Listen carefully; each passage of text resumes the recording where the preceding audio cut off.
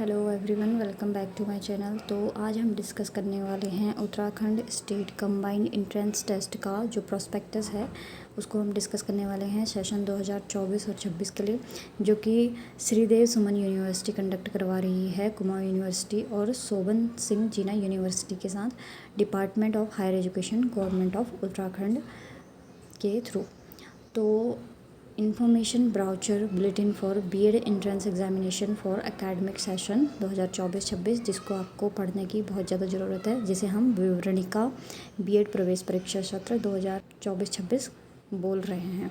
तो आवश्यक निर्देश में ये दिया गया है कि आपका जो आवेदन पत्र है आपको ऑनलाइन भरना है और उसका जो फ़ोटोकॉपी है अपने पास रखना है, जो कि काउंसलिंग के टाइम आपको जमा करना पड़ेगा।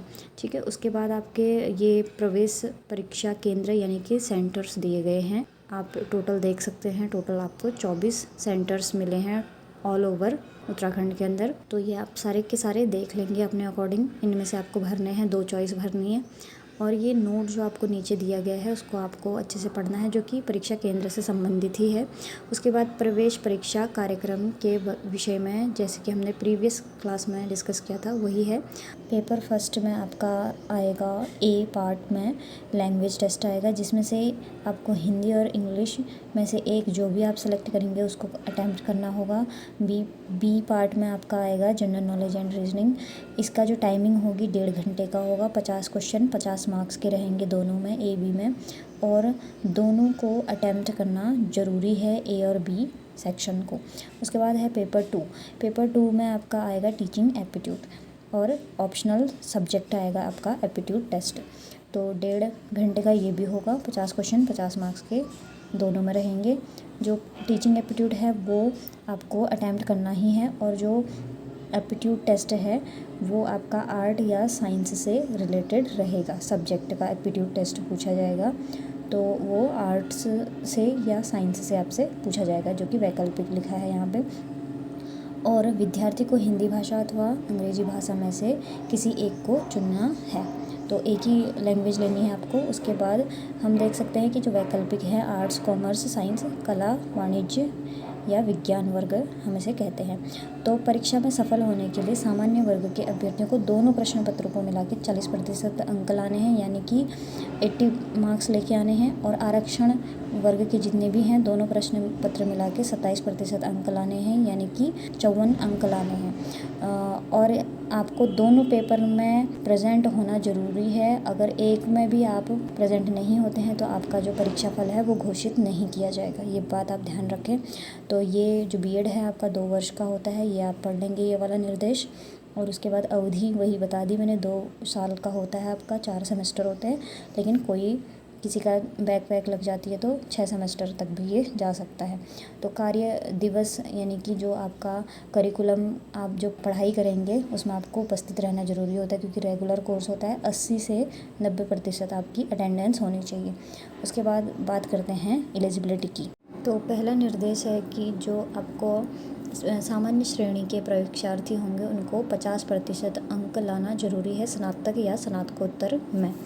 ठीक है, और 55% लाना है इंजीनियरिंग, विज्ञान और गणित में, अगर किसी ने ग्रेजुएशन पोस्ट ग्रेजुएशन किया है तो। और आरक्षित अनुसूचित जनजाति वालों को 45% लाने हैं, 44.99 नहीं चलेगा। ठीक है, और अगर इंजीनियरिंग है तो सेम 55%, या गणित विषय से है तो 55% होना चाहिए।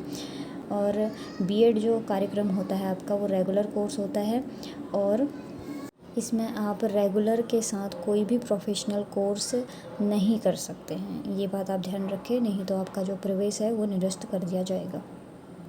अब बात करते हैं ऐसे अभ्यर्थी जो कि कहीं पे जॉब करते हैं, तो उनको क्या करना है। प्रवेश लेने के लिए अगर वो चाहते हैं बीएड करना, तो काउंसलिंग के समय उनको नो ऑब्जेक्शन सर्टिफिकेट देना होता है, तो तभी उनको बीएड में प्रवेश दिया जा सकता है। कोई स्टूडेंट यूजी पीजी के लास्ट सेमेस्टर ईयर में हैं तो वो अपीयरिंग में वो अपना फॉर्म भर सकते हैं, लेकिन उनको बीएड काउंसलिंग से पहले अपनी मार्कशीट है उसको लगाना पड़ेगा विश्वविद्यालय के पोर्टल पे। और अगर उनका जो न्यूनतम एलिजिबिलिटी है वो पूरा नहीं होता है तो उसको निरस्त मान लिया जाएगा और आपका जो शुल्क है वो भी वापस नहीं किया जाएगा। और यदि आपने कभी कोई अपराध किया है और आपको कोई दंड दिया गया है तो आप प्रवेश के पात्र नहीं होंगे, ये लिखा गया है इसमें। और ये सूचना अगर जानबूझ के छिपाई गई है तो भविष्य में भी प्रवेश आपका निरस्त कर दिया जाएगा। और जिन स्टूडेंट का सीजीपीए ग्रेड के अकॉर्डिंग आपका मार्कशीट रहता है तो आपको पहले उसको प्रतिशत में डालना है, परसेंटेज में, तब उसको अपलोड करना है। प्रवेश के आरक्षण के जो नियम हैं उसको आप देख लेंगे अच्छे से। अगर आपके कोई भी कैटेगरी इनमें से नहीं है तो आपको प्रवेश जो आरक्षण है वो नहीं दिया जाएगा, आप ये देख लेंगे। अन्य पिछड़ा वर्ग के लिए 14%, एससी के लिए 19%, एसटी के लिए 4% और ईवीएस के लिए 10% दिया गया है। और ये लाभ उन्हीं को मिलेंगे जो इसके जो प्रमाण पत्र हैं दिखाएंगे, उन्हीं को ये लाभ मिलेगा। उत्तराखंड शासन के अनुसार जो हॉरिजॉन्टल जो रिजर्वेशन मिलता है वो भी देख लीजिए। दिव्यांगों को 5% मिलता है, वुमेन को 30% और एक्स आर्मी को 5% और डिपेंडेंट ऑफ फ्रीडम फाइटर को 2% मिलता है। उसके बाद के आप सभी इनको ध्यान से पढ़ लेंगे, अपने अकॉर्डिंग पढ़ लेना इन सभी पॉइंट्स को। अन्य निर्देश ये दिए गए हैं कि आपको हार्ड कॉपी जो है जमा नहीं करनी है, विश्वविद्यालय को अपने पास रखनी है, जो कि भविष्य में काउंसलिंग के टाइम पे आपको सबमिट करने के काम आएगी। और दूसरा आपका है कि आपको जितने भी ये पॉइंट्स दे रखे हैं आपको अच्छे से उनको पढ़ना है और अपने वर्ग श्रेणी के अनुसार ही आपको फॉर्म फिलअप करना है, ठीक है। और आरक्षित श्रेणी के आवेदन पत्र अगर आपने लगा रखे हैं तो उसी के अकॉर्डिंग आपको जो अंक हैं मिलेंगे और उसके प्रमाण पत्र भी आपको लगाने हैं। और ऑनलाइन आवेदन के अलावा कोई भी और आवेदन पत्र आप नहीं लगा सकते हैं फॉर्म में।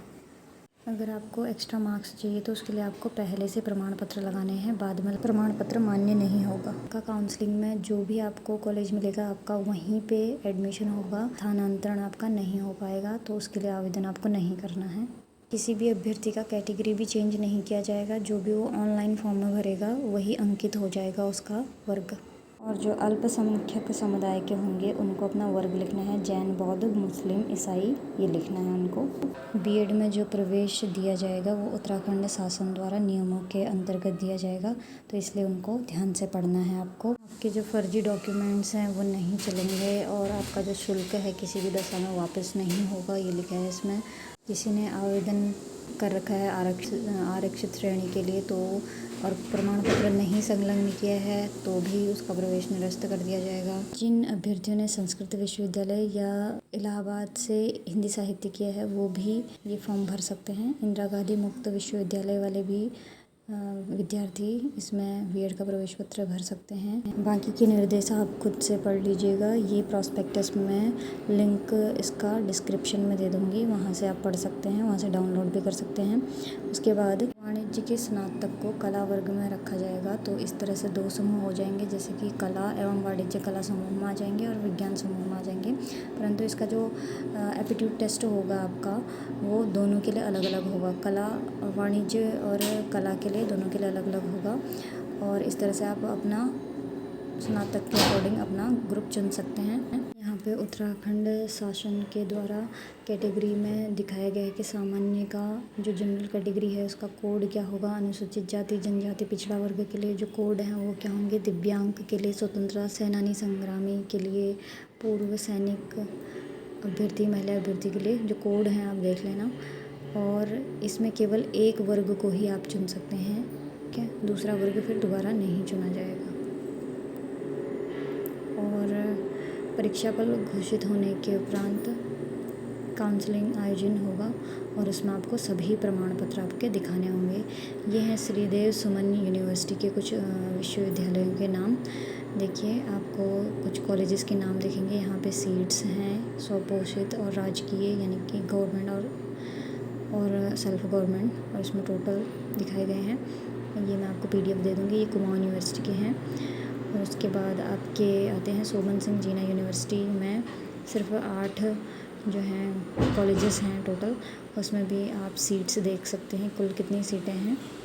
तो ये PDF मैं आपको प्रोवाइड करवा दूँगी, वैसे तो आपने डाउनलोड कर ही लिया होगा, फिर भी मैं उसको लिंक इसका इस वीडियो के डिस्क्रिप्शन में डाल दूँगी। बाकी के जितने भी निर्देश हैं आप स्वयं से पढ़ लीजिएगा। यहाँ पे अधिमान अंकों की वो लिस्ट वगैरह दे रखी है, वो आप देख लेंगे। यहाँ पे देखिए प्रवेश परीक्षा शुल्क आपको पता ही है 1500 रुपये है सामान्य जाति अन्य पिछड़ा वर्ग के लिए और EWS के वर्ग के लिए और अनुसूचित जाति अनुसूचित जनजाति दिव्यांग के लिए 1000 रुपये है। और यहाँ पे वेबसाइट भी दी गई है ukentrance.samartheducation.in पे होम पेज में जाके रजिस्ट्रेशन करना है आपको और ऑनलाइन आवेदन ही होगा। क्रेडिट बैंकिंग नेट बैंकिंग के थ्रू ही आपका प्रवेश हो पाएगा और आपको प्रिंट आउट इसका निकाल के अपने पास ही रखना है और इसको आपको विश्वविद्यालय को नहीं भेजना है, डाक द्वारा या किसी भी तरीके से आपको विश्वविद्यालय को नहीं भेजना है, अपने पास रखना है। उसके बाद प्रवेश हेतु आप देख सकते हैं ये वाले समर्थ पोर्टल पे चले जाएंगे, नहीं तो आप मेरा प्रीवियस वीडियो भी देख सकते हैं उसके लिए, जो भी आपको फॉर्म फिलअप करने में अगर कोई दिक्कत हो रही है तो। और इसके बाद हम बात करते हैं अगर आपका जब काउंसलिंग होगा तो आपका काउंसलिंग सबसे पहले जो परीक्षा का जो परिणाम आएगा वो आपके समर्थ पोर्टल पे ही आएगा। वहीं पे आपको लॉगिन करना है, अपना डेट ऑफ बर्थ और अपना रजिस्ट्रेशन से आप देख लेंगे अपना, और उसके बाद आपका वहाँ पे और आपका जो काउंसलिंग का रिज़ल्ट है वो भी समर्थ पोर्टल पे ही दिखाया जाएगा, जो कि वरीयता लिस्ट के अकॉर्डिंग आपका आएगा। और आपका जो सामान्य अन्य पिछड़ा वर्ग के लिए है फ़ीस वो है 700 रुपये, अनुसूचित जाति जनजाति के लिए 400 रुपये फ़ीस रहेगी। और जहाँ पे भी आपको कॉलेज मिलेगा वहीं पे आपको अपना एडमिशन लेना होगा और अगर आप उस समय के अंदर आप अपना एडमिशन नहीं लेते हैं तो आपका जो प्रवेश है वो निरस्त कर दिया जाएगा।